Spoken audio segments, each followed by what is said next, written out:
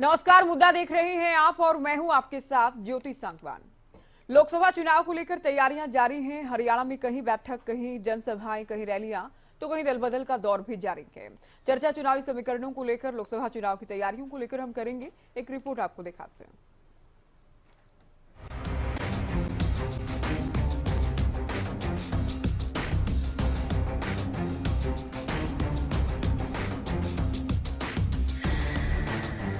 देश भर में लोकसभा चुनाव को लेकर हलचल तेज हो गई है। छठे चरण में होने जा रहे हरियाणा के लोकसभा चुनाव के लिए भी दलों ने कमर कस ली है। सभी के अपने जीत के दावे हैं। बीजेपी सभी 10 उम्मीदवारों के साथ मैदान में है, तो अन्य दलों के उम्मीदवारों को लेकर इंतजार अभी भी बरकरार है। जी हाँ, बीजेपी सभी 10 लोकसभा सीटों और करनाल विधानसभा उपचुनाव में जीत का दम भर रही है। एक ही लोगों का संदेश है कि हरियाणा प्रदेश की 10 लोकसभा की सीटें बड़े मैंडेट के साथ तीसरी बार नरेंद्र मोदी जी को प्रधानमंत्री बनाने के लिए यहां से जीत जतवा करके भेजने का काम करेंगे। भाई, और सरकार काम करने वाली सरकार है, ये बात करने वाली सरकार नहीं है। तो कांग्रेस समेत अन्य दलों की भी जीत की दावेदारियां हैं। हालांकि आपके साथ मिलकर हरियाणा में गठबंधन में लोकसभा चुनाव लड़ रही कांग्रेस अभी उम्मीदवारों का ऐलान नहीं कर पाई है। वहीं तैयारियों के बीच दल बदल का दौर भी शिखर पर नजर आ रहा है। प्रमुख तौर पर जेजेपी के सामने नेताओं का पार्टी से जोड़े रखने का संकट बना हुआ है, तो लोगों के बीच भी विरोध का सामना करना पड़ रहा है। लिहाजा सभी दल अपने अपने मुद्दों के साथ जनता के बीच जा रहे हैं, जीत का दम भर रहे हैं। देखना यह है कि हरियाणा में लोकसभा चुनाव आते आते क्या सियासी समीकरण बनते हैं।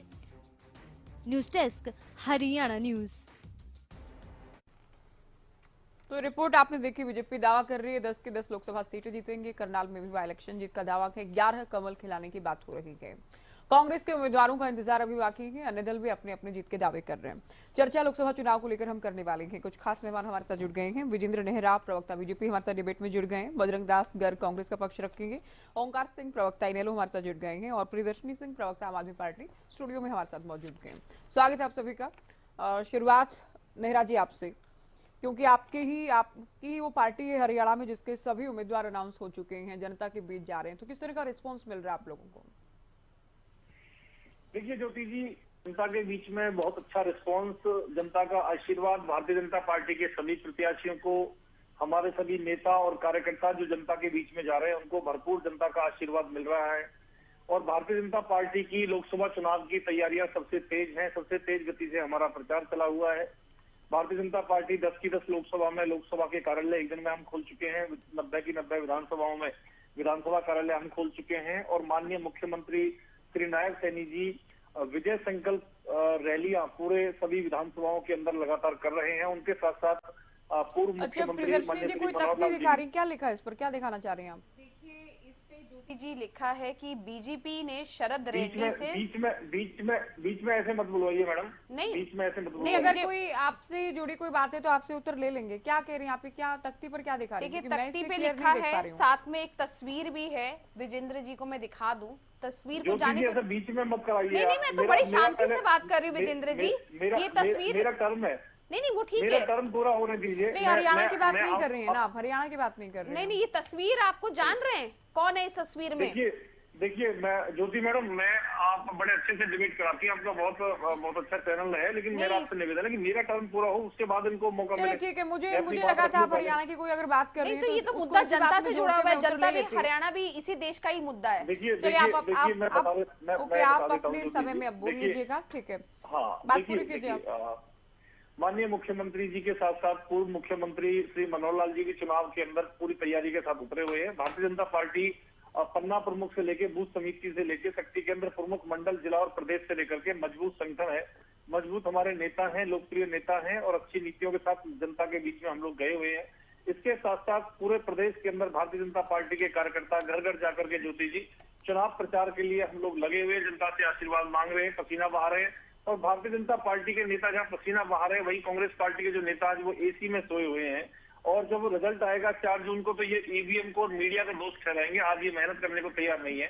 आज मैं आपको एक चीज और बता देना चाहता हूँ मैडम, कि आज जनता के बीच में ये चर्चा होने लगी है कि 10 अप्रैल तक भी कांग्रेस पार्टी अपने लोकसभा प्रत्याशी नहीं घोषित कर पाई है। तो अब जनता के बीच में चर्चा है कि हो सकता है चुनाव कांग्रेस लड़े ही ना, प्रत्याशी मैदान में आए ही ना, क्योंकि कांग्रेस पार्टी पूरी तरह से डरी हुई है। इनके बीच में आपस में फूट है, संगठन इनका है नहीं, इनमें नेताओं में आपस में झगड़ा हुआ पड़ा है।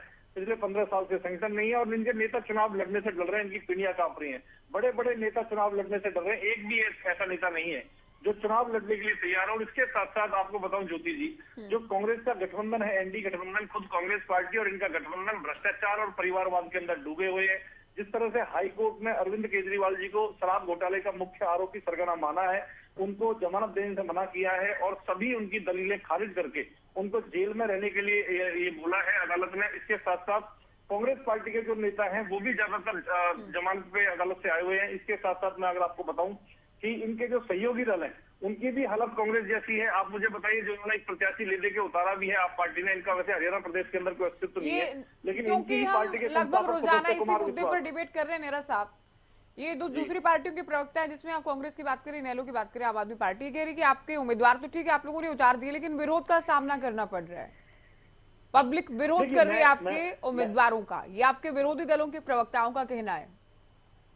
ज्योति जी, भारतीय जनता पार्टी के प्रत्याशियों को, हमारे नेताओं को, कार्यकर्ताओं को जनता के बीच में जो आशीर्वाद मिल रहा है उससे कांग्रेस पार्टी बौखला हुई है। दिखा चुके हैं, दर्शक पढ़ चुके हैं। मैं आपको बता देता हूँ ज्योति जी, जब हंडिया में जो चावल है ना वो पकते हैं या नहीं पकते हैं, तो थोड़े से चावल लेकर के अंदाजा हम लगाते हैं कि कितना पका है। मैं तो फरीदाबाद लोकसभा के अंदर ग्रामीण क्षेत्र में, शहरी क्षेत्र में हमारे जो यहाँ से लोकसभा के हमारे प्रत्याशी हैं श्री कृष्णपाल गुर्जर जी, उनके साथ में जा रहा हूँ। जिस तरह से जनता का प्यार आशीर्वाद उनको मिल रहा है, पहले वो देश में तीसरे नंबर पे जीते थे 2019 में। मैं दावे के साथ कह सकता हूँ 4 जून को यहाँ पे हम डिबेट करेंगे। देश में नंबर 1 जो जीत होगी वो माननीय कृष्णपाल जी की फरीदाबाद के अंदर से होगी। तो पूरे हरियाणा प्रदेश के अंदर यही हाल होने वाला है। पहले देश भर की 3 टॉप जीत में हरियाणा प्रदेश का नंबर था। आने वाले समय के अंदर आप देखिए लगभग 10 में से 5 जीत हरियाणा प्रदेश की, पूरे देश भर के अंदर हम नंबर 1 के साथ में जीतेंगे। और आज के साथ साथ आज हरियाणा प्रदेश की जो जनता है वो बहुत स्वाभिमानी है, खुददार जनता है। यही कारण है कि झूठ बोलने वालों और मुफ्तखोरी की राजनीति करने वालों की दुकान हमेशा हरियाणा ने बंद की है, जमानत जब्त की है। आज तक आप पार्टी के हरियाणा प्रदेश के अंदर कभी जमानत नहीं बची है। कांग्रेस पार्टी भी अपनी जमानत की लड़ाई लड़ रही है। इसके साथ साथ आज कांग्रेस की हालत मैडम ऐसी हो गई है कि कांग्रेस का ऐसा नहीं कि जमानत की लड़ाई लड़ रही है, कांग्रेस तो मुख्य विपक्षी पार्टी है। मुकाबले में अगर आज देखिए चुनाव तो बदलेगा, चुनावी समीकरण बदलेंगे, लेकिन आप ये नहीं कह सकते कि कांग्रेस जमानत के लिए लड़ाई लड़ रही है। कांग्रेस हरियाणा में तो कम से कम मजबूत स्थिति में है, मुकाबले में तो कम से कम है। हाँ, आम आदमी पार्टी की कभी जमानत नहीं बच पाई हरियाणा में। देखिए ज्योति जी देखिए, मैं अपनी बात कंप्लीट कर देता हूँ। आज कांग्रेस पार्टी की हरियाणा प्रदेश में हालत ऐसी है कि भंडारे में गए तो पहले प्रसाद खत्म हो गया और बाहर निकले तो चप्पल गायब मिली। कांग्रेस पार्टी के पास में न संगठन है, न नेता है, न नीति है, न प्रत्याशी है। आप मुझे बताइए, अगर कांग्रेस पार्टी के अंदर कुछ दमखम बाकी था तो आज 10 तारीख को भी ये प्रत्याशियों को चयन क्यों नहीं कर पाए? क्यों नहीं प्रत्याशी मैदान में आ रहे हैं? क्यों नहीं इनके कार्यालय खुले? क्यों नहीं इनके नेता जनता के बीच में जा रहे हैं? आप कारण बताइए। इनके जो प्रवक्ता बैठ के हैं बड़ी बड़ी बात करते हैं, मैं लगातार 15-20 दिन से, महीने से हम लोग इस विषय में ज्योति जी आपके साथ डिबेट कर रहे हैं। ये इन्होंने बोला था कि 1 तारीख से पहले 1 अप्रैल से पहले प्रत्याशी मैदान में होंगे। आज तो 10 अप्रैल हो चुकी है। क्या कारण है कि इनके आज भी नेता मैदान के अंदर नहीं है? आज मुझे चलिए आपकी बात का उत्तर ले लेंगे। बजरंग दास जी, नेहरा साहब ने अभी शुरुआत में कहा कि कांग्रेस डर रही है चुनाव लड़ने से। 10 तारीख हो चुकी हो ये भी सकता है, हालांकि बीजेपी को ये लगता है हो ये भी सकता है कि कांग्रेस लोकसभा चुनाव लड़े ही नहीं, या फिर लड़ेंगे तो हारेंगे। अभी एसी रूम में आराम कर रहे हैं, फिर कहेंगे कि ईवीएम हैक कर ली गई है, ईवीएम से चुनाव जीता है भारतीय जनता पार्टी ने। अभी उम्मीदवार मैदान में है नहीं आप लोगों के। ज्योति जी, मैं बीच में टोकना नहीं प्लीज, मैं सारी बात का जवाब दूंगा आपको। एक तो कहा एसी में बैठे हैं, और आप मेरा रिकॉर्ड ठाके देख लो, आज का नहीं लगातार देख लो। एक दिन में 3-3, 4-4 शहर के अंदर मेरे दौरे हैं खुद के, और पूरी मीटिंग कर रहा हूं, जनसभाएं कर रहा हूं, और यहां तक कि पूरी कांग्रेस, मेरे को छोड़ दीजिए आप, पूरी कांग्रेस का हर नेता, हर कार्यकर्ता फील्ड के अंदर है, जनसभा कर रहा है, घर घर जा रहा है, और यहां तक कि नुकड़ों में मीटिंग कर रहा है। ये कहते एसी सूते पड़े। दूसरी बात, इनके प्रत्याशियों का हाल देख लो। इनका स्वागत बड़ा जोरदार तरीके से हो रहा है। हर लोकसभा क्षेत्र के अंदर काले झंडों के साथ जनता इनका स्वागत करती है, इनसे सवाल करती है। हरियाणा के मौजूदा मुख्यमंत्री से सवाल करती है, पूर्व मुख्यमंत्री सवाल करती है भी क्या सवाल है, 9.5 साल के अंदर आपने क्या काम किया। 9.5 साल के अंदर किसानों को फसल के दाम नहीं दिए, आड़तियों की आड़त खत्म कर दी, पड़ेदारों की मजदूरी आप खा गए। आज भी पूरे हरियाणा के अंदर 2-2 किलोमीटर बजरंग जी लंबी ठीक है, आप लाइन एक बार के लिए हम मान लेते हैं, मंडियों आपकी के सारी बाहर। बातें ठीक है, लेकिन मेरा प्रश्न छोड़कर आप कहाँ जा रहे हैं? मेरा सवाल जो था, नेहरा साहब ने जो पूछा, मैंने उसी को रिपीट किया। 10 तारीख हो चुकी है, उम्मीदवार नहीं आया आप लोगों के, कैंपेनिंग कब चुनाव, हालांकि छठे चरण में हम मान रहे हैं, सेकंड लास्ट चरण में है, लेकिन आपकी जो प्रतिद्वंदी पार्टी है जिससे मुकाबला होगा भारतीय जनता पार्टी, कब से उम्मीदवार मैदान में है? मैं आज आपको यही बता जाता हूं, आज भारतीय जनता पार्टी के साथ मुकाबला नहीं है। भारतीय जनता पार्टी मैदान से हट चुकी है। भारतीय जनता पार्टी का मुकाबला तो जनता ही दिखा देगी। जेजेपी का कितना भारी विरोध है, उनका बापू बेटा का विरोध, परिवार में विरोध, साराकी में विरोध। आज अभय सिंह चौटाला कहता है, अजय सिंह चौटाला, मैं बड़े चौटाला साहब कहेंगे तो हम पार्टी में इनेलो में जाने के लिए तैयार है। 4.5 साल जब मलाई खाई, जब तो याद नहीं आई, जब चौटाला साहब को हॉस्पिटल से जेल में पहुंचाया, जब तो चौटाला साहब याद नहीं आए। आज काले झंडे से स्वागत हो रहा है, गाड़ियां रोक रहे हैं, पत्थर लोग इनके ऊपर फेंक रहे हैं, तो इनको याद आया। सरसा के अंदर आज इनका लोकसभा प्रत्याशी के ऊपर पथराव किसानों ने किए हैं, कैस्ट्रा धूम भगाकर लोकसभा का जो प्रत्याशी है वो 100 अक्टूबर भाग्य आपके सामने। और हमारे कैंडिडेट की बात है, हमारे प्रत्याशी जल्दी आने वाले हैं, 9 के 9 प्रत्याशी। एक हमारा इंडिया गठबंधन के प्रत्याशी मैदान में आ चुके हैं, सुशील गुप्ता जी, पूरा कांग्रेस पार्टी उनके साथ लगी हुई है। और 9 के 9 प्रत्याशी मैं ज्योति कहना चाहता हूँ, सिगरी जल्दी ही हमारी घोषणा होने वाले हैं और 9 के 9 प्रत्याशी जिताऊ प्रत्याशी होंगे। और मैं दावे के साथ कहता हूँ, यहाँ तक कि भारतीय जनता पार्टी आप तो दावे के साथ नहीं कि अब तो कोई विकल्प है ही नहीं, उम्मीदवारों के नाम तो अनाउंस करने ही होंगे, उसमें तो कोई विकल्प नहीं है, चुनाव तो लड़ना ही है। लेकिन आप तो दावे के साथ संगठन की लिस्ट को लेकर भी कहते रहे। मैंने आपसे बार बार ये पूछा, साल भर की भी मैं बात करूँ, उससे पहले की बात ना करूँ, कि बिना संगठन के चुनाव में जाएंगे क्या, बिना जिला अध्यक्षों के? पिछली बार की तरह इस बार भी आप लोग बिना जिला अध्यक्षों के, बिना संगठन के चुनाव लड़ रहे हैं। हालांकि उम्मीदवार तो अनाउंस करने ही होंगे, उसमें तो कोई किंतु परंतु है नहीं, देर से ही सही। एक जिला ज्योति जी, एक जिला प्रधान छोड़ दीजिए, पूरा संगठन तो जिला प्रधान क्यों छोड़ दिया जाए? स्टेट बॉडी हमारी बन चुकी है, पर जिला प्रधान छोड़ रखा है हमने, कोई कारण होगा। जिला प्रभारी है, जिला कन्वीनर है, लोकसभा प्रभारी है, ब्लॉक प्रभारी है, हमारे युवा का पूरा जिला से, युवा से, ब्लॉक से लेके स्टेट पार्टी तक युवा का संगठन है, महिलाओं का संगठन है। स्टेट पार्टी के जितने हमारे सेल है वो जिला स्तर को काम कर रहे हैं आपके सामने। यहाँ तक कि हमारे टोटल योजक काम कर। ऐसा जिला बताइए, ऐसा शहर बताइए जहाँ कांग्रेस पार्टी का कार्यकर्ता नेता काम नहीं करता हो। मैं दावे के साथ कहता हूँ, आपके चैनल ने भी दिखाया, जहां की रैलियां हो रही है 80%, 70% कुर्सियां खाली थी। कल जो चलिए मैं डिबेट में इनेलो को अभी जोड़ती हूँ। जिला अध्यक्षों को बनाने का भी प्रयास किया गया, लेकिन कहीं ना कहीं गुटबाजी के चलते वहां भी आप लोग कामयाब नहीं हो पाए। तो ये तो उम्मीदवार अनाउंस करने तो है, इसमें कोई डाउट नहीं, लेकिन गुटबाजी यहाँ भी कहीं ना कहीं आप लोगों के सामने जरूर आ रही होगी। तभी सीईसी की बैठक भी होती है, उसके बाद फिर कहा जाता है स्क्रीनिंग कमेटी की बैठक करें, सिंगल नेम भेजिए। देखते हैं कि सिंगल नेम कब तक भेज दिए जाते हैं और ये कितना आसान रहता है, एक नाम भेजना, एक लोकसभा। कांग्रेस पार्टी आपने देखा, कल भी आपने देखा, कल भी आपके सामने है, सारी कांग्रेस पार्टी दिल्ली के अंदर एक लाइन के अंदर खड़ी थी, आपके सामने, आपके चैनल पूरा दिखाया। जो लोकसभा के इनके हिसार के सांसद थे, उनने कांग्रेस पार्टी ज्वाइन की, उसके पिता चौधरी वीरेंद्र सिंह। चलिए अभी अगले उत्तर में आप बोलेगा, अभी मैं इनेलो को चर्चा में जोड़ रही हूँ। कब तक एक साथ खड़े रहेंगे, कब तक एक साथ खड़े रहेंगे और मजबूती से चुनाव लड़ेंगे या फिर नहीं, देखना होगा। अजय चौटाला ये कह चुके हैं, हम दिन में भी बात कर रहे थे बुलेटिन में ओंकार जी, कि अगर बड़े चौटाला साहब कहते हैं तो हम तो कल भी साथ आने को तैयार हैं। तो बीजेपी की तो हालत कहीं ना कहीं खराब है, नेताओं को जोड़े रख पाना या जनता के बीच जाएं तो विरोध ना हो, ऐसे भी हालात नहीं है।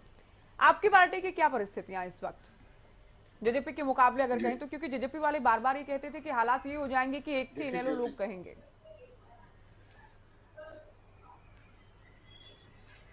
ज्योति जी देखिए, मैं अपनी पार्टी की बात करूंगा, वो तो बीते गुजरे पल की बात हो जाएगी, आपको मालूम है, क्योंकि इन्होंने पार्टी से गद्दारी करी थी। और चौधरी ओम प्रकाश चौटाला जी अनुशासनहीनता बर्दाश्त नहीं करते। चौटाला जी अनुशासनहीनता बर्दाश्त नहीं करते, चाहे उनके परिवार के सदस्य ने की हो, चाहे किसी पार्टी से निकाला था। आज भी उसी बात पर अडिग है और चौधरी अभय सिंह चौटाला जी ने स्पष्ट कर दिया है कि हम गद्दारों को शामिल नहीं करेंगे। इन गद्दारों में कार्यकर्ता और नेता शामिल नहीं है। कार्यकर्ता, नेता, प्रवक्ता, इन सबका स्वागत है और आ भी रहे हैं हमारे पास वापसी, क्योंकि उनकी विचारधारा इनेलो की थी, चौधरी देवीलाल जी की बीजेपी में जा रहे हैं, हमने आना तो अपनी तैयारी को उनके आप लोगों को खुशी तो हो रही होगी कि जेजेपी के लोग पार्टी छोड़ रहे हैं, लेकिन इस बार पर भी विचार कर रहे होंगे कि आप लोगों के पास तो नहीं आ रहे हैं। ज्योति जी, चंद नेताओं को छोड़ दीजिए, जो कार्यकर्ता और जो मुख्य नेता हैं उनको छोड़ के, क्योंकि नेता सिर्फ पद के भूखे होते हैं, जो कार्यकर्ता हैं वो वापिस इनेलो की विचारधारा के, चौधरी देवीलाल की नीतियों का अनुसरण करने वाले हैं, वो वापिस इनेलो में ही आ रहे, वो कहीं कांग्रेस में नहीं जा रहे, कहीं बीजेपी में नहीं जा रहे। अब मैं अपनी तैयारी की बात करूंगा। देखिए, हम 10 की 10 सीटों को बहुत अच्छी तरह से लड़ेंगे और जीतेंगे भी इनमें। हम 10 की 10 का दावा तो नहीं करते, पहले दिन से नहीं कर रहे, लेकिन जहां तक बीजेपी की बात है, ये 400 पार का नारा देती है। नारा 400 पार का, 10 में से 6 कैंडिडेट उधार का। इनके पास अपने कैंडिडेट नहीं है और इनकी तो इतने माड़े हालात है, 35 मिनट पहले नवीन जिंदल जी को शामिल करते हैं और टिकट दे देते हैं। क्या 35 मिनट में ओंकार जी, रामपाल माजरा उसी पीसी में ज्वाइन करते हैं, उसी पीसी में प्रदेश अध्यक्ष बना दिया जाता है।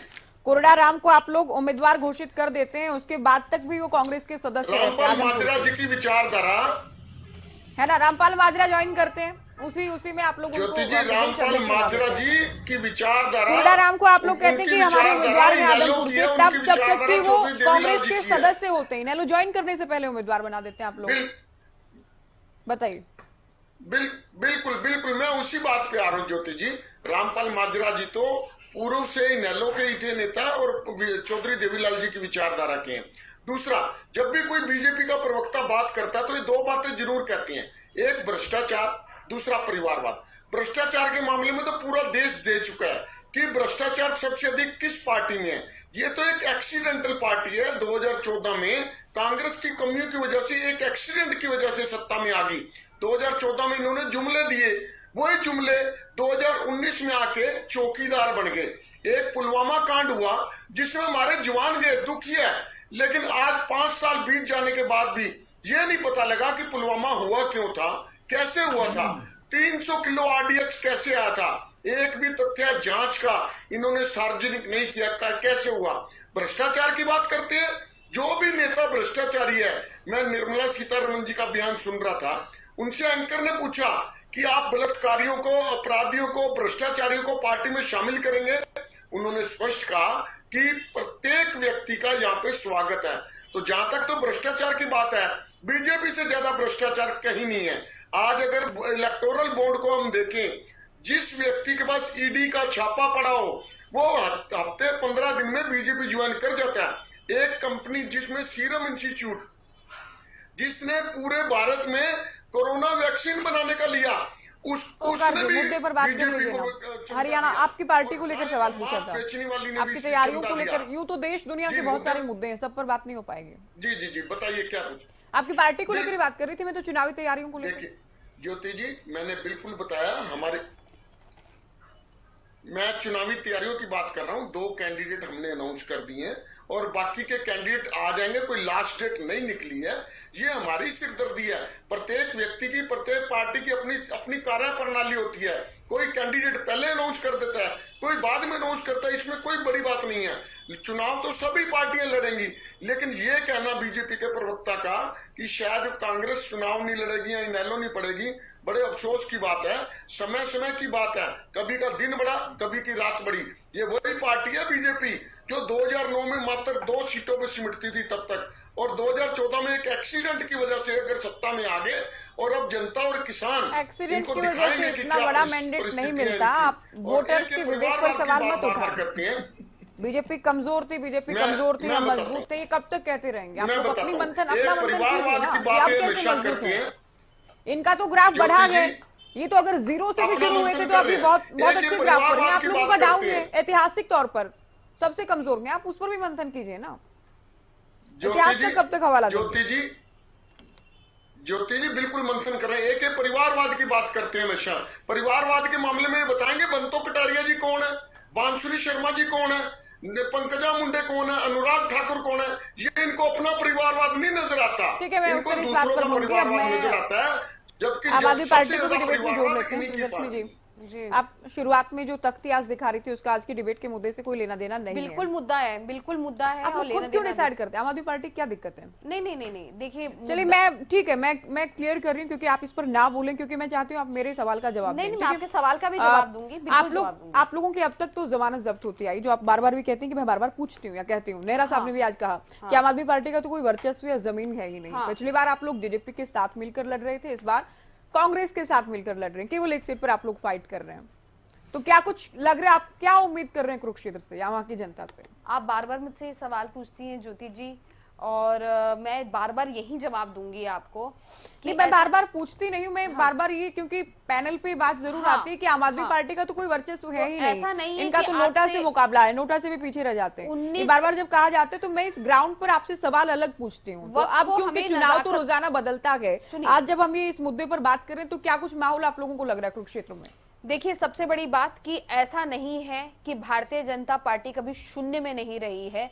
तो जब वो बोलते हैं तो मुझे बड़ा हास्यास्पद लगता है। हमें भूल नहीं जाना चाहिए भारतीय जनता पार्टी का इतिहास, कि जब भारतीय जनता पार्टी की स्थापना हुई थी तो 14 साल के बाद इनके मात्र 2 MPs, 2 मेंबर ऑफ पार्लियामेंट आए थे सिर्फ। मतलब कि आप ये सोचिए कि किस तरीके से इनका संघर्ष रहा है। हम तो 10 साल पुरानी पार्टी है, 2 राज्यों में पूर्ण रूप से हमारी सरकार है, ये कैसे भूल गए? और उसके बाद हमारे मेंबर ऑफ पार्लियामेंट भी थे, और उसके बाद हमारे राज्यसभा MP भी हैं। आज हम एक राष्ट्रीय पार्टी, 10 साल में हम एक राष्ट्रीय पार्टी की स्थापना कर चुके हैं, ये बहुत बड़ी उपलब्धि है। जहां तक हरियाणा की बात करें तो हरियाणा में भी इनकी स्थिति कोई बहुत साल पहले बहुत अच्छी नहीं थी, बहुत बार ये शून्य में आए हैं और ये सबको मालूम है। खैर, मैं ये तख्ती इसलिए दिखा रही हूँ और ये मुद्दा इसलिए हरियाणा के मुद्दे में भी इंपॉर्टेंट है और हर जगह पूरे देश में इंपॉर्टेंट है, क्योंकि भारतीय जनता पार्टी ने ये भ्रम, प्लीज मत बोलिए, प्लीज मत बोलिए, प्लीज, भारतीय जनता पार्टी ने ये भ्रम फैला रखा है हर जगह कि इन्हें ये कि भ्रष्टाचारी पार्टी, भ्रष्टाचारी। अरे सबसे बड़े भ्रष्टाचारी तो आप खुद हो, सबसे बड़े भ्रष्टाचारी तो आप खुद हो। ये तस्वीर देखिए, ये भारतीय जनता के पार्टी के प्रवक्ता को मैं तस्वीर दिखाना चाहती हूँ कि मोदी जी किसके साथ हैं। ये तस्वीर किसकी है? ये शरद रेड्डी के पिताजी की तस्वीर है, जो कि TDP के उससे चुनाव लड़ रहे हैं। और आप ये देखिए कि शरद रेड्डी ने 60 करोड़ रुपए लिए हैं और 60 करोड़ रुपए भारतीय जनता पार्टी को दिए हैं, और नाम हमारे पर लग रहा है, हमारे नेता को अंदर कर दिया है। क्या लेना देना तो बिल्कुल लेना देना है, क्योंकि इनको डर है। क्यों, क्या लेना देना है? क्योंकि इनको डर है ज्योति जी, भारतीय जनता पार्टी। आपको क्या डर है कि आप कुरुक्षेत्र की बात नहीं कर रही हैं? मैं कुरुक्षेत्र की बात कर रही हूँ, मुझे डर किस बात का? अच्छा चलिए आइए हरियाणा पे आ जाते हैं। हरियाणा के मुद्दों को लेकर बात कर रहे हैं, चलिए आइए बात कर रहे हैं। आप कंगन को आरसी क्या, वहाँ आप लोगों के पास बोलने के लिए नहीं नहीं, आप कंगन को आरसी क्या, इधर की बात मत करें।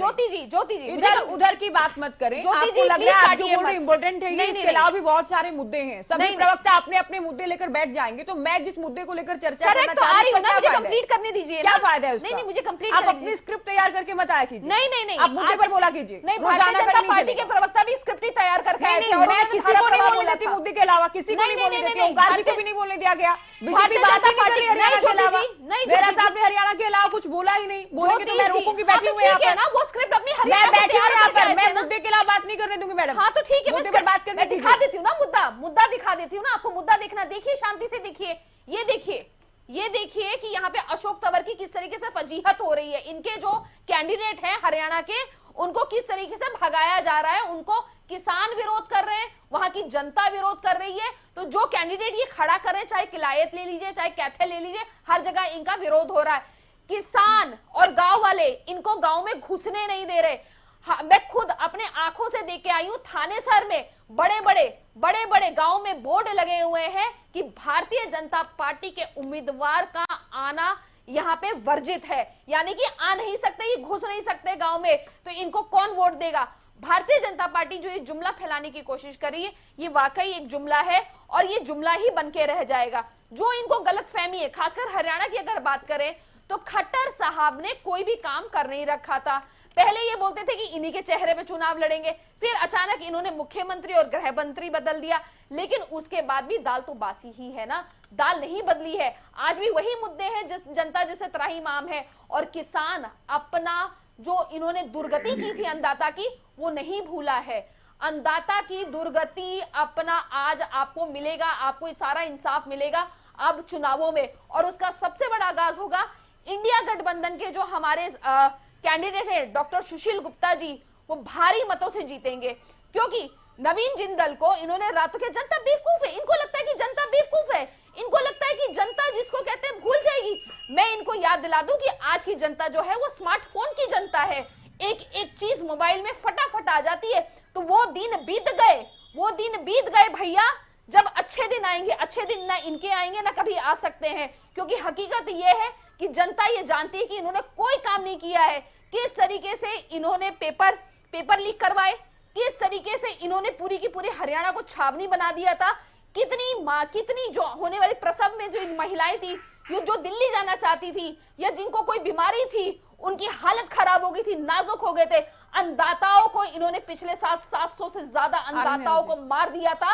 ये बदला इनसे जनता लेगी और ये बात हकीकत है, और इसका इनके पास एक भी जवाब नहीं है। ये अपनी 5 उपलब्धियां, जमीनी उपलब्धियां, हरियाणा की बात करते हैं हम लोग, ये 5 ऐसी उपलब्धियां बता दें जो खट्टर साहब ने की है, और अगर ये उपलब्धियां धरातल में सही हैं तो आप ये बताइए कि उनको हटाने की जरूरत ही क्यों पड़ी थी। जब इतना अच्छा चेहरे थे तो उनको बदलने की जरूरत ही नहीं पड़नी चाहिए थी। इसी समय पता लग गया था कि ये खटारा सरकार है, ये दबी हुई देखिए, वो सरकार। करनाल से चुनाव लड़ रहे हैं, पार्टी का अपना अपना फैसला है, करनाल नहीं, से उम्मीदवार हैं, करनाल वो से क्यों- करनाल क्यों- से लोकसभा नहीं, चुनाव प्रश्न लड़ेंगे, ये तो आता आप है। थोड़ी ना डिसाइड करेंगे, आम आदमी पार्टी नहीं, थोड़ी मैं ना डिसाइड डिसाइड नहीं करेगी। करूंगी, ये तो जनता डिसाइड करेगी। जनता जनार्दन है ना, मैं जनार्दन हूं ना यहाँ पे चुनाव भारतीय जनता किसको पार्टी कहां की- से लड़ाना ये तो पार्टी डिसाइड करती है नहीं, ना। लेकिन क्या अभी जरूरत आप पड़ सुनिए, गई, ऐसी क्या विपत्ति आ आप गई? अभी आप रुकिए, इस पर हम बहुत बार बहस कर चुके हैं। क्या विपत्ति आ गई कि नेरा खट्टर जी, साहब को डिमोशन देना पड़ा? नेरा जी, देखिए प्रदर्शनी जी को आपने सुना, हालांकि आप उत्तर दे चुके हैं इस बात का, जब ये कह रहे हैं कि विरोध का सामना करना पड़ रहा है क्योंकि काम नहीं किया था, बाहर से आप लोगों को उम्मीदवार लाने पड़े क्योंकि आप लोगों के पास अपने उम्मीदवार नहीं थे, ये भी बात पैनल पर अभी सामने आई है। और बजरंग जी का ये दावा है कि हम तो जिताऊ और मजबूत उम्मीदवार ही लेकर आएंगे, और जैसे ही कांग्रेस के उम्मीदवार आएंगे मैदान में चुनाव बदल जाएगा। देखिए ज्योति जी, कोई भी पार्टी का जो प्रवक्ता है लोकसभा चुनाव की तैयारी को लेकर के ये कुछ नहीं बोल पाए, क्योंकि इनकी किसी भी तरह की कोई चुनाव की तैयारी नहीं है। जहां तक भारतीय जनता पार्टी की तैयारियों का विषय है, सबसे तेज है, और 2019 की तरह 2024 में भी लोकसभा की सभी 10 सीटें जनता के आशीर्वाद से, संगठन के दम पर, अपने नेतृत्व की लोकप्रियता के आधार पर भारतीय जनता पार्टी जीतने का काम करेगी। भारतीय जनता पार्टी जनता के बीच में आज जा रही है, जो हमने काम किया, क्योंकि लोकसभा का चुनाव है। माननीय प्रधानमंत्री श्री नरेंद्र मोदी जी के नेतृत्व में भारतीय जनता पार्टी की सरकार ने जो काम किए हैं जनता के हित में, उसके दम पे हम जनता से वोट मांगने का काम कर रहे हैं, सरकार बनाएंगे। अगर मैं कुछ प्रमुख काम आपको बताऊं, नहीं, उनके भगवान नाम श्री पर या राम काम मंदिर- पर ही वोट मिलता तो उम्मीदवार क्यों बदलेंगे? मैं उम्मीदवारों को लेकर आपसे जानना चाहूंगी। उम्मीदवार ये भारतीय बदलने जनता पार्टी के- की नौबत तो देखिए, खैर नहीं कहूंगी, लेकिन ऐसी परिस्थितियां क्या हुई कि उम्मीदवार बदलने पड़े? और दूसरे जो देखिए, उम्मीदवार नवीन जिंदल की हम बात कर लें, रोजाना इस बात पर चर्चा होती है कि अंतिम पलों में, अंतिम मिनट्स में उनको लेकर आए। रणजीत सिंह की हम बात करें, देखिए, निर्दलीय को पार्टी में ज्वाइन करवाया गया एकाएक अचानक, हालांकि तैयारियां पहले से भी चल रही होंगी, लेकिन बिल्कुल लास्ट मिनट्स में उनको ज्वाइन करवाया गया। तो क्या पार्टी के पास मजबूत नेता नहीं थे, या जो खुद के सांसद ज्योति थे उन्होंने जी, अच्छा काम नहीं किया था, और मोदी के नाम पर ही, ज्योति जी, काम पर ही अगर वोट मिल रहा था, तो फिर क्या जरूरत क्या पड़ी आप लोगों को उम्मीदवार बदलने की? ज्योति जी देखिए, रूप से भारतीय जनता पार्टी का अरे मुझे- हरियाणा प्रदेश और जो देश के अंदर हमारे जो बड़े नेता हैं, हमारी चुनाव समिति तय करती है प्रत्याशी कौन होगा। ये भारतीय जनता पार्टी का अपना निर्णय है। कोई संगठन में काम करता है, कोई सरकार में काम करता है, कोई चुनाव लड़ता है, कोई चुनाव को लड़वाता है। इस तरह से पार्टी का ये अपना निर्णय है। जहां तक काम का विषय है, जनता के आशीर्वाद से भगवान श्री राम जी का जो मंदिर बनवाने का विषय था, हमारे मैनिफेस्टो में था, हमने पूरा करने का काम किया। सीएए हम लेके आए, हम नई शिक्षा नीति इस देश के अंदर लेके आए, धारा 370 को हमने खत्म करने का काम किया, 3 तलाक को हमने खत्म करने का काम किया, जीएसटी हम लेकर के आए, महिलाओं को खुले में शौच से मुक्ति देने का काम हमने किया, महिलाओं को जहरीले धुएं से हमने मुक्ति देने का काम इस देश के अंदर किया, संसद में 33% महिलाओं को हमने आरक्षण देने का काम किया, गरीबों के घर पे हमने पीएम जन आवास योजना के तहत निःशुल्क उनको घर दे करके छत मुहैया कराने का काम किया, करोड़ों लोगों को नल से जल मीठा पानी हमने देने का काम किया, आयुष्मान भारत योजना से 5 लाख रुपए तक का मुफ्त में उनको इलाज देने का काम किया, स्वच्छ भारत मिशन से देश के गांवों के अंदर, शहर के अंदर हमने सफाई अभियान चलाया, दुनिया की चलिए, ये तो आप 5वीं पूरी बड़ी ठीक है, केंद्र की आप उपलब्धियां गिना रहे हैं क्योंकि सांसदों का काम गिना रहे हैं। ये अभी प्रियदर्शनी जी कह रही थी, कांग्रेस के प्रवक्ता भी कह रहे हैं कि बीजेपी वालों को एंट्री नहीं मिल रही है, गाँव में विरोध हो रहा है। देखिए ये मुझे लगता है कि जिस पार्टी का हरियाणा प्रदेश के अंदर कोई अस्तित्व नहीं है, जो अभी बैठ के टीवी पे झूठ बोल रही थी कि हमारे सांसद भी हैं, इनका लोकसभा का एक भी सांसद इस देश के अंदर नहीं है, जो एक था वो भी इनको छोड़ के जा चुका है, इनकी भ्रष्टाचार और इनकी जो परिवारवाद की राजनीति उसके कारण। देखिए दूसरा, वो भी भारतीय जनता पार्टी में पंजाब से आ चुके हैं,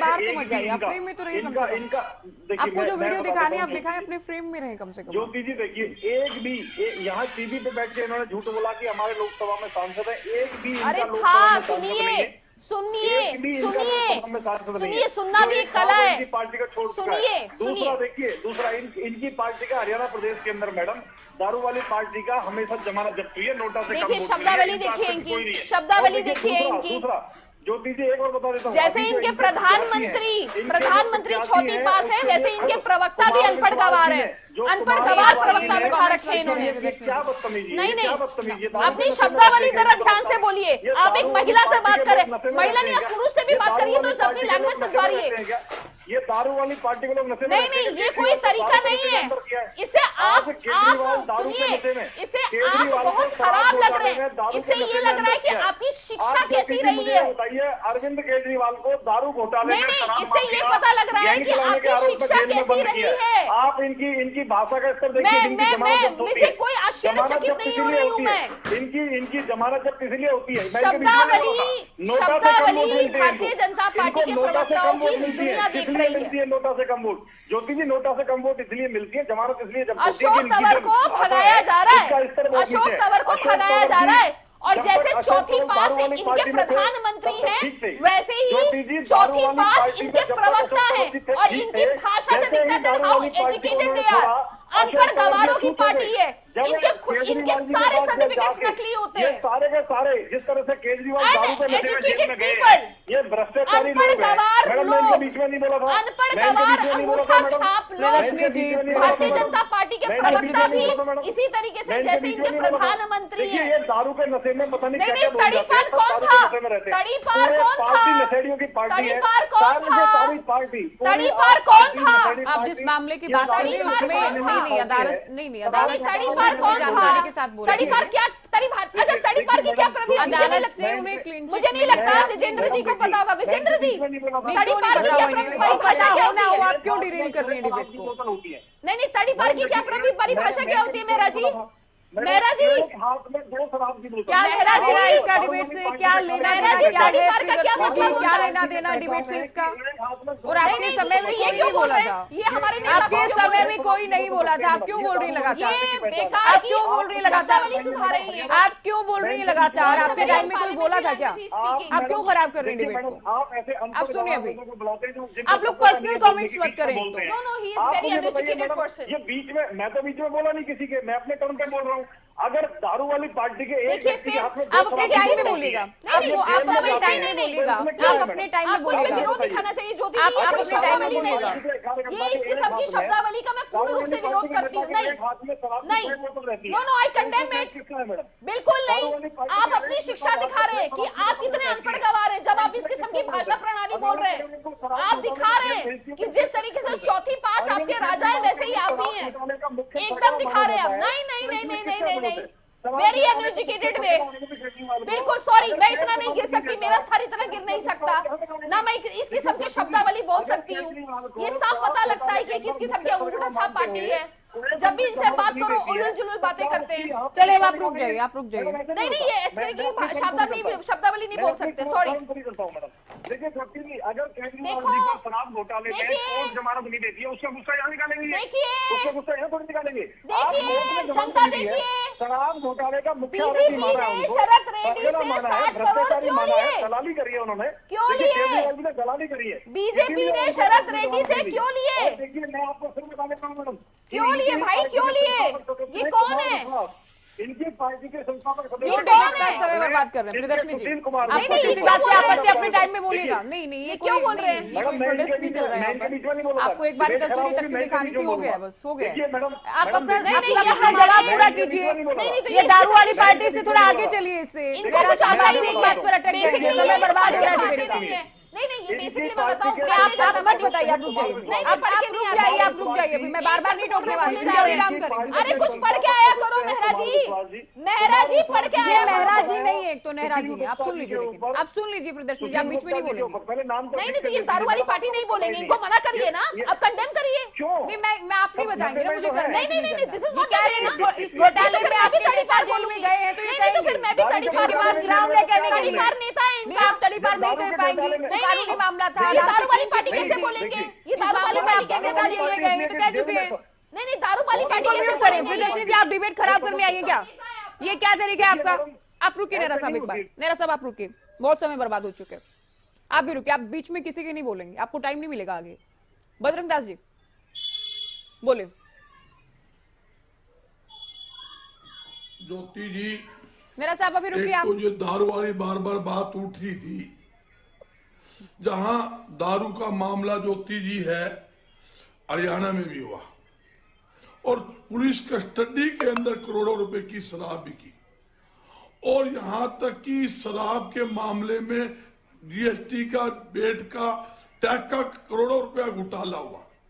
इसी सरकार के अंदर एफआईआर दर्ज है, 3 साल हो गए, एसआईटी गठन है। मैं पूछना चाहता हूं, वो घोटाला नहीं है? अभी तक ये मुख्य आरोपी क्यों छोड़ रखे हैं? सरकार ने क्यों नहीं पकड़े? क्योंकि सीधे तौर पर, आपके चैनल पर आरोप लगा रहा हूं, सीधे तौर पर सरकार का उस घोटाले के अंदर हाथ है और इसका मुखिया, आपको पता महकमा किसके पास था? जेजेपी के एक नेता के पास ये आबकारी कराधान विभाग था, आपको भी पता है। दूसरी बात, आज ये कहते भी हमने हरियाणा में ये कर दिया, इतने काम गिनाए, एक काम भी हरियाणा का नहीं गिनाया। आज आपके सामने आड़तियों को आड़त नहीं मिलती, पलेदारों को पलेदारी नहीं मिल रही और किसानों को फसल के दाम मंडियों में नहीं मिल रहे। आज पूरे हालात हरियाणा के बिगड़े हुए हैं। क्योंकि मंडियों की इसलिए मैं जिक्र कर रहा हूं, 30 दिन से मंडियों में अनाज की परचेज जारी है और किसान सड़कों पर बैठा है अपनी फसल बेचने के लिए। मंडियां अनाज से लपालप भरी हुई है। दूसरी बात, इन्होंने अच्छा काम किया होता तो गिनाते। ठीक है बजरंग जी, इन्होंने अच्छा काम नहीं किया, आपको ये लग रहा है, लेकिन क्या कांग्रेस नहीं, आप लोग इस बात के भरोसे बैठे हैं क्या जनता इनसे परेशान होकर आप लोगों को खुद ही वोट कर देगी? आप लोग मैदान में अभी तक है नहीं, 10 अप्रैल हो चुकी है, शुरुआत में कहा गया कि फर्स्ट वीक में, या अप्रैल से पहले भी कितनी बैठकें हो चुकी है बजरंग दास जी? कितनी बैठक हो चुकी है आपके उम्मीदवारों को लेकर? ज्योति जी, हमारा कांग्रेस पार्टी का एक सिस्टम है, हमेशा हम कैंडिडेट, कभी भी देख लो हमारा कांग्रेस का पूरा इतिहास देख लो, हम पहले कभी कैंडिडेट को घोषित नहीं क्या करते, हम सिस्टम वाइज करते हैं। इन पर कौन से कैंडिडेट थे? इन्होंने उधारे मांगे हुए कैंडिडेट कहते हैं विश्व की सबसे बड़ी पार्टी भारतीय जनता पार्टी। ब्रिजेंद्र सिंह भी तो आए आपकी पार्टी में, ब्रिजेंद्र सिंह आए, उनको टिकट नहीं देंगे क्या? और अगर टिकट देंगे तो क्या वो उधार के नहीं होंगे? विजेंद्र सिंह जी भी आए हैं। ये तो मैं यही बताना चाहता हूं, जब विजेंद्र सिंह और वीरेंद्र सिंह भारतीय जनता पार्टी में गए तो कितने भारतीय जनता पार्टी ने ढोल बजाए, राष्ट्रीय किसान नेता आ गया, फलाना आ गया और पूरे 3 टिकट दी। एक तो दी मां को, एक दी बेटे को और बाप को केंद्र में मंत्री बनाया, राज्यसभा सदस्य बनाया। तीनों व्यक्ति आज कांग्रेस पार्टी ज्वाइन कर चुके हैं। मैं यही बताना चाहता हूं, आज हालात क्या है, भारतीय जनता पार्टी के ऐसा कोई सगा नहीं, भारतीय जनता पार्टी ने जिसको ठगा नहीं। मैं बताना चाहता हूं, मोदी साहब आज कहते हैं गारंटी, कौन सी गारंटी मोदी साहब की? काला धन लाएंगे, काला धन लाने के बजाय काला धन वालों से करोड़ों अरबों रुपए इन्होंने चंदे के नाम पर ऐंठने का काम किया। सारा इतिहास गवाह है, सारी दुनिया देख रही है इन्होंने जो घोटाले किए, घोटाले पर एक काम ये कहते भी हमने बड़ा काम किया। मैं कहना चाहता हूं हरियाणा में एक काम तो गिना दे। बहन जी बोल रही थी 5 काम, मैं कहता हूं एक काम नहीं। इनके राज के अंदर किसान लूटा, व्यापारी पिटा, मजदूर पिटा, यहां तक कि हर वर्ग का आदमी को इन्होंने लाठियों से दुड़ा दुड़ा कर पीटने का काम किया। बड़े शर्म की बात है, 5 दिन तक व्यापारी सड़कों के ऊपर, बजरंग जी, मैं फिर से कांग्रेस पर ला रही हूँ डिबेट को। करते रहे। क्या आप ये दावे से बता सकते हैं, क्या दावे से कह सकते हैं कि आपके सारे बड़े नेता इस बार भी चुनाव लड़ेंगे? पिछली बार दिग्गज मैदान में थे, हुड्डा साहब ने भी चुनाव लड़ा, हुड्डा साहब लड़ने से बचते नजर आ रहे हैं, उनके बयान सामने आ चुके हैं। बाबरिया कह चुके हैं, उदयभान कह चुके हैं, हुड्डा नहीं लड़ेंगे। नहीं, सैलजा भी ये कहती हैं कि वो खुद से तो उनका मन तो है कि वो विधानसभा चुनाव लड़े, लेकिन हाईकमान अगर कहेगा तो वो लोकसभा भी लड़ लेंगे। अजय यादव के बयान तो आपके सामने थे, हमने पहले भी चर्चा की, वो भी कहते हैं कि वो दावेदारी नहीं कर रहे, हाईकमान कहेगा तो लड़ लेंगे।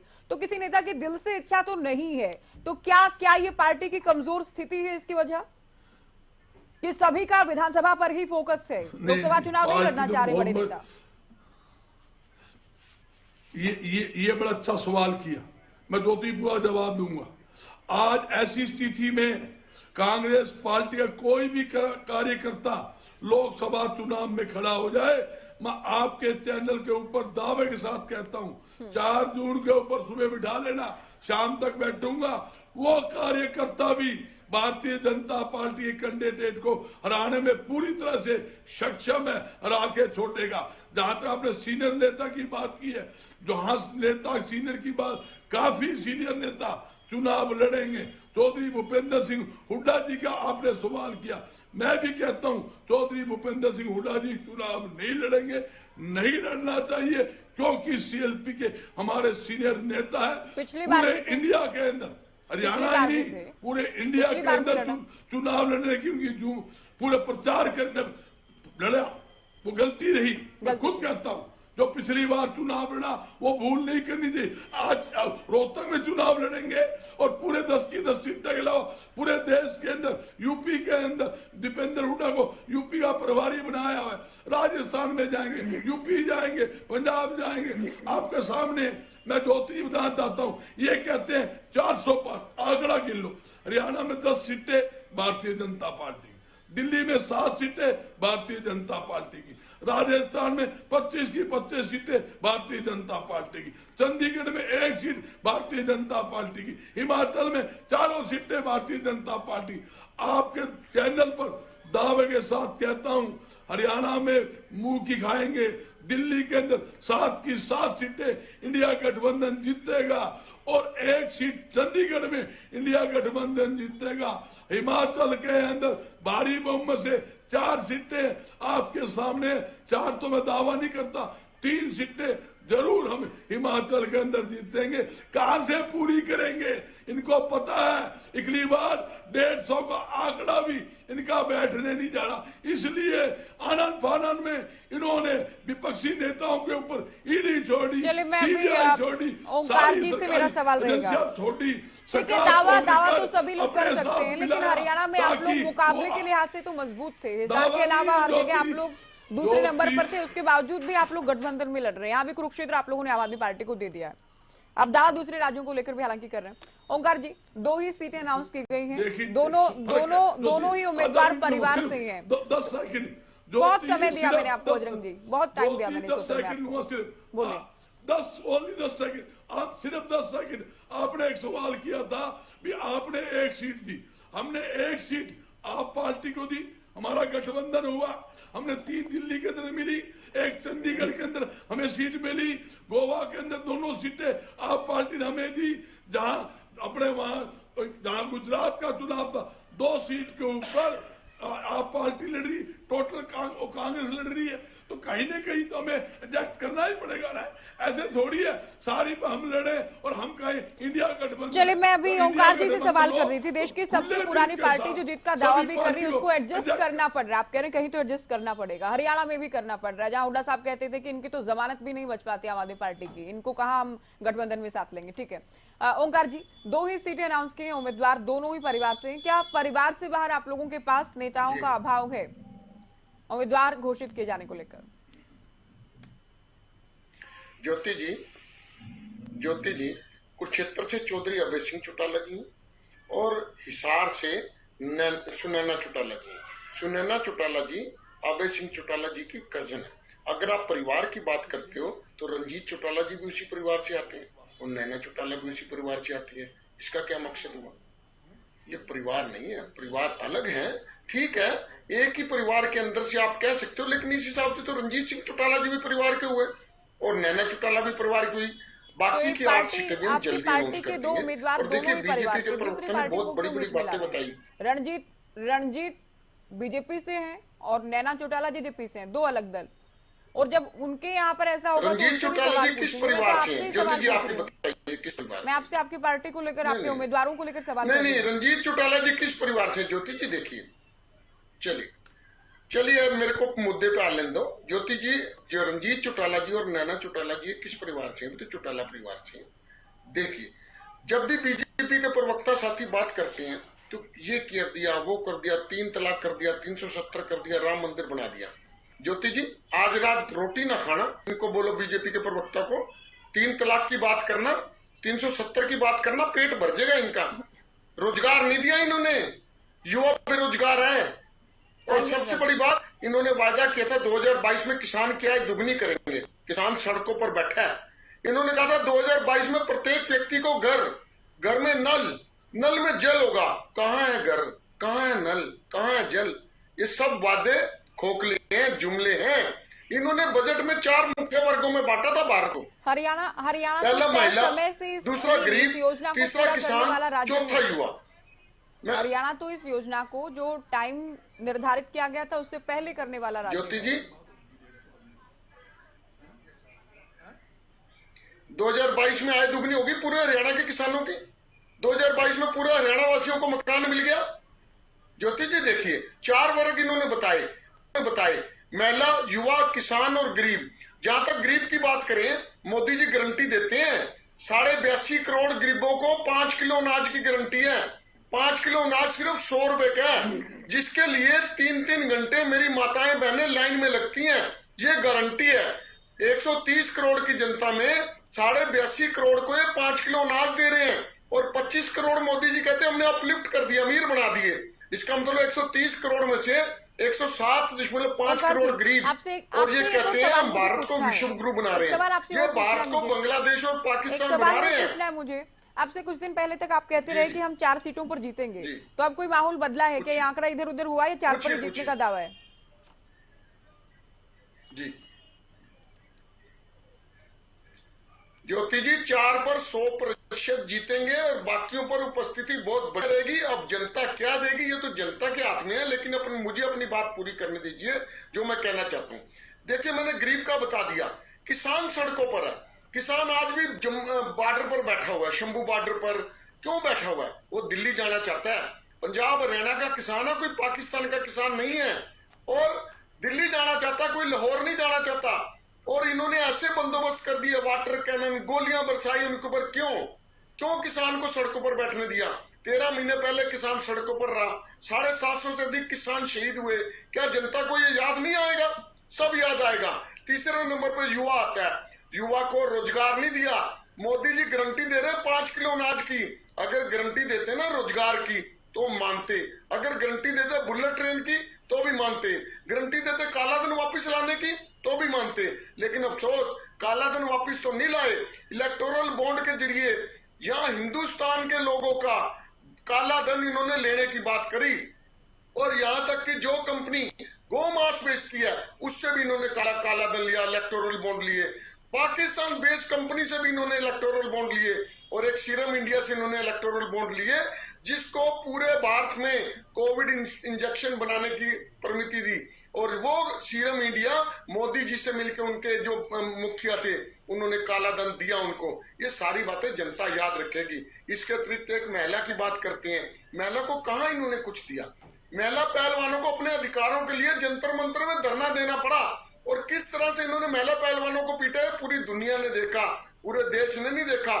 और जहां तक हरियाणा की बात करें, हरियाणा की एक कोच ने संदीप सिंह पर आरोप लगाए थे, मुख्यमंत्री खट्टर साहब ने बोला मैं इस्तीफा नहीं लूंगा उनका। आज हरियाणा की परिस्थिति क्या है? इनको मुख्यमंत्री बदलना पड़ा। मुख्यमंत्री भी जैसे कांग्रेस ने बदला था पंजाब में, चन्नी साहब को लेके आए थे, ये चन्नी साहब की जगह नैब सैनी जी को ले आए। अगर इन्होंने हरियाणा में काम किया होता इनको मुख्यमंत्री बदलना ना पड़ता। अब आप कहोगे मुख्यमंत्री को जिम्मेवारी और देनी है, वो एमपी का चुनाव लड़ रहे हैं। मैं मानता हूं बहुत अच्छी बात है, प्रत्येक पार्टी खुद डिसाइड करती है, लेकिन मात्र 6 महीने का समय रह गया और मुख्यमंत्री अगर बदला जा रहा है, कहीं ना कहीं एंटी इनकम्बेंसी है। और मुख्यमंत्री रहते हुए भी तो एमपी का चुनाव लड़ सकते थे। ऐसा कौन सा संविधान का प्रावधान है कि उन्हें हटाना पड़ा? संविधान के अनुसार कोई भी व्यक्ति एमएलए जवाब देना चाहेंगे उनसे मैं उत्तर लूंगी, जीतने के बाद लेकिन पहले प्रियदर्शनी जी आपसे दिल्ली मॉडल का आप लोग हवाला देते रहे, लेकिन दिल्ली भी हरियाणा के लिए गेटवे नहीं बन पाई। जब आप लोगों को लग रहा था कि हम बहुत अच्छा कर रहे हैं, अब तो माहौल किस तरह का हो गया है कि आपके कई मंत्री, यहाँ तक कि मुख्यमंत्री भी जेल में हैं। तो ऐसे में आपको क्या लग रहा है, हरियाणा पर किस तरह का इम्पैक्ट आप देख रहे हैं? देखिए ज्योति जी, अब तो अदालत ने भ्रष्टाचारी मान लिया केजरीवाल जी को। अब तो अदालत ने मान लिया कि उन्होंने भ्रष्टाचार किया है, दलाली की है, शराब घोटाला किया है। और शराब घोटाले का मुख्य सरगना केजरीवाल जी को अदालत ने मान लिया, जमानत नहीं दी। आपने शायद सुना नहीं है, जैसे आप पढ़ते नहीं है नेहरा जी, आप पढ़ के आया करिए। देखिए मैं आपको सीरियसली बोल रही हूँ, मतलब ये पर्सनल मेरा आप बदला लेने के लिए आए कि आपके उत्तर में बोले तो आप भी बोले? नहीं नेहरा जी प्लीज पढ़ के आया करिए, थोड़ा सा आप अपने आप को एजुकेट करिए। मुझे नहीं मालूम कि आपकी क्या शिक्षा है, बट थोड़ा सा एजुकेट होके आया करिए सर मैं एमबीए हूँ मैडम, मैं एमबीए हूँ सर। पता नहीं कौन सी यूनिवर्सिटी से है, आई एम श्योर आप आईएम से तो नहीं है। आप लोगों की तरह नहीं हूँ, मैं आप लोगों की तरह नहीं हूँ जो सर मैं one of the finest universities, देश की सबसे फाइनेस्ट यूनिवर्सिटी और कॉलेजेस से पढ़ी हुई हूँ। क्या लेना देना डिबेट? नहीं बट आप नहीं बट नेहरा जी इनकी शब्दावली इतनी खराब है, मैं तो हैरान हूँ। ये नेहरा जी मैं तो हैरान हूँ, आपने कहा एमबीए। दिल्ली मॉडल या पंजाब का, तो पंजाब की तो कोई हवा ही हरियाणा में नहीं आई आप लोगों के लिए। आम आदमी पार्टी के चुनाव प्रदर्शन के लिए आप बोल नहीं पाओगे अपनी बारी में। इस बार क्या होगा जब केजरीवाल सरकार पूरी संकट में है दिल्ली में? नेहरा जी आप अपनी बारी में फिर बोल नहीं पाओगे। इनकी बारी का समय बचा ही नहीं, आप अपना उत्तर पूरा कीजिए। नेहरा जी को म्यूट करें। एक हाथ में 2 शराब की बोतल कभी देखी आपने केजरीवाल? देखिए ये एमबीए आप अपने टाइम में बोलेगा, टाइम बचा तो मैं आपको आखिरी कमेंट के लिए समय दूंगी। मैं अगर टाइम बचता है तो आपको टाइम मिलेगा। रुकिए अभी नेहरा जी बोलने दीजिए, ठीक है? लेकिन यहाँ चुनाव की तैयारियों पे बोले ना मैडम, ये कहाँ की बात कर? अरे कोई बात नहीं कर रही, सुन लो आप, सुन लो। ठीक है, मैं चुनाव तैयारियों को लेकर ही बात कर रही हूँ इनसे, आप सुनिए अभी। देखिए दिल्ली मॉडल अगर नहीं चलना होता, दिल्ली मॉडल को देख के ही आज पंजाब में हमने फुल बहुमत की सरकार बनाई है। आज जिस किस्म से इंडिया गठबंधन हुआ है, तो कहीं ना कहीं कांग्रेस को भी ये लगा है कि हमारा वर्चस्व है, तभी गठबंधन आज हरियाणा में हुआ है हमारा। क्योंकि कोई भी गठबंधन, मैं हमेशा बोलती हूँ कि कोई भी गठबंधन जो होता है वो बराबरी का होता है। अब एक बात बड़ी मार्के की बोलती हूँ कि जस करनी तक भोग न दाता, नरक जाए तब क्यों पछताता। ये मैंने क्यों बोला है? ये मैंने इसलिए बोला है कि देखिए इन्होंने कितनी शकुनी वाली, जिसको कहते हैं चाल, शाम दाम दंड भेद सब लगा दिया इन्होंने, लेकिन उसके बाद भी चंडीगढ़ में इंडिया गठबंधन ने जीत हासिल कर ली। और उसके बाद किरण खेर जी, जो कि वहां की मेंबर ऑफ पार्लियामेंट थी, जो बहुत ही ऊंचा उछल रही थी वहां पे, माफ करिएगा उनका टिकट कट गया है। उनका टिकट कट दिया क्योंकि आकाओं को उनको लगा कि भैया ये किसी काम की नहीं है। देखो इंडिया गठबंधन की वहां पे जीत हुई है। ये क्या बात है, काम नहीं, की नहीं ये तो मैं एग्जांपल बता रही हूँ ना, एग्जांपल बता रही हूँ कि किस तरीके का एग्जांपल है इनका, कि किस तरीके से इंडिया गठबंधन से ये लोग डरे हुए हैं। ये बात हकीकत है कि जिस तरीके का माहौल ये क्रिएट करने की कोशिश कर रहे हैं, अरविंद जी, इनको लगा, मैं बताती हूँ, इनके दिमाग में आया कि अरविंद केजरीवाल को ये बंद कर देंगे तो दिल्ली की सरकार नहीं चल पाएगी। कैसे चलाएंगे? क्या दिल्ली में आज क्या बुजुर्गों को आज भी आज भी यात्राएं हो रही हैं। 100,000 रुपए की जो योजना हमने महिलाओं को देने का किया, आज भी मिल रहा है।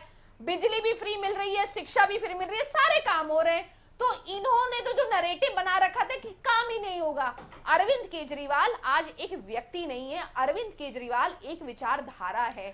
चलिए, और समय आप एक हालांकि व्यक्ति को नहीं तो है, लेकिन खत्म मेहरा कर साहब, सकते हो, मेहरा लेकिन साहब, आप एक मैं विचारधारा आखिरी को कमेंट कभी इनसे भी खत्म नहीं आखिरी कर कमेंट चाहूंगी सकते आपसे, हैं। बहुत संक्षेप में बोलेगा।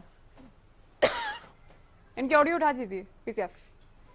बार बार जिस तरह से मुफ्त की राजनीति की बात कर रही है, हरियाणा प्रदेश की जनता झूठ और मुफ्तखोरी को पसंद नहीं करती। इसीलिए 2014 से लेके आज की डेट तक जितने चुनाव इन्होंने हरियाणा प्रदेश में लड़े हैं, हर चुनाव में इनकी जमानत जब्ती है, नोटा से कम वोट मिली है। तो झूठ और मुफ्तखोरी यहाँ नहीं चलने वाली। दूसरा, बार बार इन्होंने कहा कि शराब घोटाले का जिक्र मत करिए। सरकार कैसे बना ली कोर्ट तक ने इनको पंजाब जमानत में? नहीं दी कह रहे हो, है, हरियाणा की कोर्ट कह ने रहे भी हो। इनको मान लिया कि शराब घोटाला इन लोगों ने किया है।